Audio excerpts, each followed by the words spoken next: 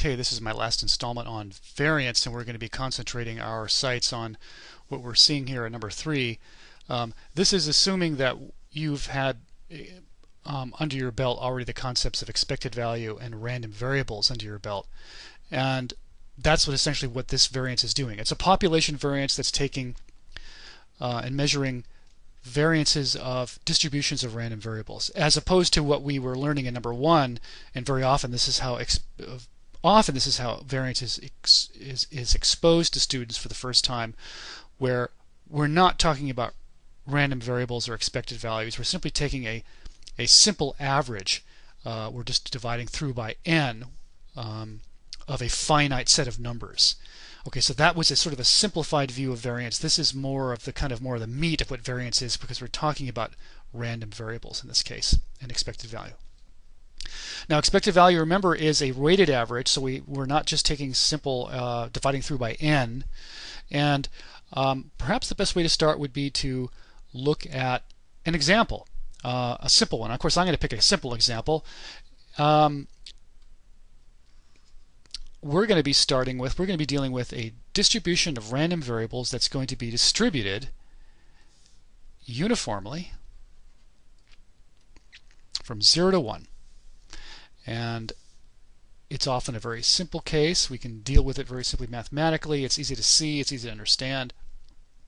Okay, so we've got a uniform 0, 1.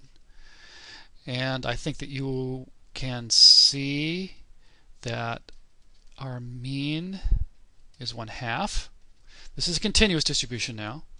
Okay, it takes on there are infinite numbers of values of x here that take on any real value. Okay, the area under the curve is 1, etc., etc. And we want to know what the variance is. Well, the variance tells us, if we look at number 3, it's the expected value of each random variable minus the mean quantity squared.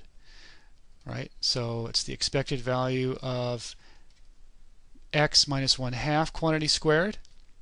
Okay? Now, a short recap on expected value. Remember what expected value is? Expected value of a random variable is, well, I'll stick with the continuous case. There are discrete cases. But in the continuous case, like we're dealing with, it's defined as the sum, right, the summation, with a fancy summation where we're dealing with infinite numbers, of all of the possible values times the probable values. In other words, it's the possibilities times the probabilities. That's all expected value is. Okay, I have a video on expected value. If that's still kind of a fuzzy concept, go and view that one. But look here, we're not taking expected value of x, we're taking expected value of a function of x. Well, same concept. That's nothing, shouldn't scare you away. The expected value of the function of a random variable, in this case, would be the sum of that function, right? Because that's considered to be all of the possible values that the random variable is sort of spitting out after the function is being used by the random variable, times the PDF, okay, times the probability density function of a uniform 0, 1. Okay. Well, what is the PDF here? What is px? Okay. That's what we want to know. What's this? Well, isn't it just the formula for that line right there? What's that? What is that line? I mean, where should I write this? Y equals 0x plus 1. Isn't that just the line y equals 1? No, that's simple enough. So px is 1. So we're now dealing with the integral from 0 to 1. We'll put the limits here. X minus 1/2 quantity squared times 1 dx. I'm hoping you would agree that, again, as long as your calculus is not too bad, that you can follow along with me. Let's go ahead and expand this integral out. We'd have x squared minus x, right, plus 1/4 dx. And then I'll just go ahead and just separate each one out. That's what I like to do here. You could probably, I mean, those of you really good in calculus, you can do this in your head, but I'm just going to go ahead and do this. Well, I didn't need the parentheses there. Sorry about that. X minus 0, 1, and we have x dx. And then we finally have the last integral of 1/4 dx. Okay, and then I'll expand these out here. So that's going to be x cubed divided by 3, evaluated from 0 to 1, minus x squared over 2, evaluated from 0 to 1, minus x over 4, evaluated from 0 to 1. And if we do evaluate those, what we're going to get plugging in a 1, we get 1/3, minus plugging in the 0, we get 0. Okay, so that's just gone. And then minus, if we plug in a 1 on this one, we get 1/2.